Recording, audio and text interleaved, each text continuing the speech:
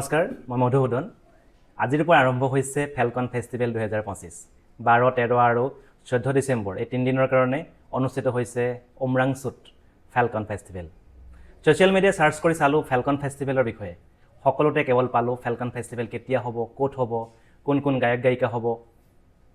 কেনে ধৰণৰ প্ৰস্তুতি চলিছে ইত্যাদি ইত্যাদি উত্তৰ পূৰ্বাঞ্চলৰ নৱপ্ৰজন্ম আজি বিৰাট উৎসাহিত হৈ আছে কিন্তু বহুত কম পৰিমাণে এটা কথা উল্লেখ পালো যে এই উৎসৱটো আচলতে কিয় পতা হয় আৰু ইয়াৰ উদ্দেশ্য কি উৰণৰ ক্ষেত্ৰত পৃথিৱীৰ এবিধ দ্ৰুততম চৰাই যাক দ্য মিছাইল অফ বাৰ্ডছ বুলিও কোৱা হয় সেই চৰাইবিধে হৈছে ফেলকন বা হেন চৰাই বা অসমীয়াত চিলনী বুলি কওঁ ইয়াৰ কেইবাটাও প্ৰজাতি আছে এই চৰাইবিধে বহুত দূৰ দূৰণিলৈ পৰিভ্ৰমণ কৰিব পাৰে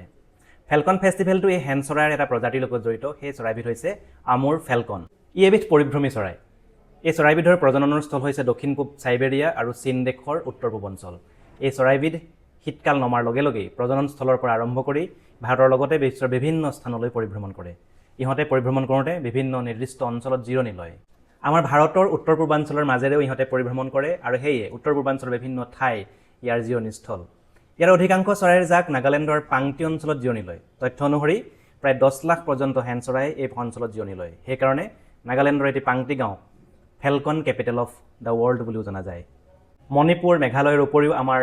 অসমৰ কাৰ্বি আংলং আৰু ডিমা হাছাও জিলাৰ উমৰুখুটি আৰু হাবাং অঞ্চলৰ বাঁহগছত এই চৰাইবিধে জিৰণি লৈ থাকে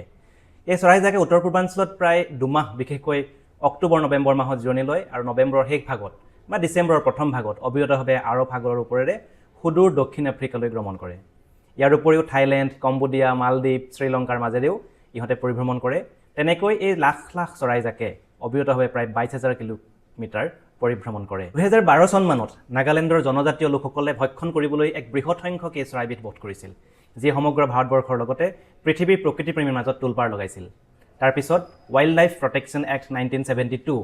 এই আইনৰ অধীনত এই চৰাইবিধৰ সুৰক্ষাৰ বাবে ব্যৱস্থা লোৱা হয় সেয়ে এই চৰাইবিধৰ সুৰক্ষাৰ বাবে সাধাৰণ লোকৰ মাজত জনজাতীয় লোকৰ মাজত সজাগতা সৃষ্টিৰ বাবে 2015 চনৰ পৰা উত্তৰ পূৰ্বাঞ্চলত আমুৰ ফেলকন ফেষ্টিভেল অনুষ্ঠিত কৰা হয় প্ৰতি বছৰে অসমৰ উমৰাংচুত অনুষ্ঠিত কৰা ফেলকন ফেষ্টিভেল এই আমুৰ ফেলকন বা পাহাৰী হেন এই চৰাইবিধৰ লগতেই জড়িত এই চৰাইবিধৰ সুৰক্ষাৰ বাবে মানুহৰ মাজত সজাগতা সৃষ্টি কৰিবৰ বাবে এই উৎসৱটি উদযাপন কৰা হয় কিয়নো দিনক দিনে এই চৰাইবিধ বিলুপ্তিৰ পথলৈ গতি কৰিছে international union for conservation of nature IUCNৰ অধীনত এতিয়া এই চৰাইবিধ ৰেড লিষ্টত আছে বুলি জনা যায় কিন্তু এতিয়া ফেলকন ফেষ্টিভেলৰ মূল উদ্দেশ্যটো মানুহৰ মাজত প্ৰকাশ বা জনপ্ৰিয়তা খুব কম যেন দেখা যায় ইয়াৰ উদ্দেশ্য প্ৰচাৰ কৰা উচিত আৰু জনপ্ৰিয়তা লাভ কৰা উচিত বুলি মই ভাবোঁ মোৰ এই পোষ্টৰ কথাখিনি ফেচবুকৰ বিশিষ্ট লেখক কমল সিং টেৰাং ডাঙৰীয়াৰ পৰা লৈছোঁ তেখেতলৈ মই আন্তৰিক ধন্যবাদ জনাইছোঁ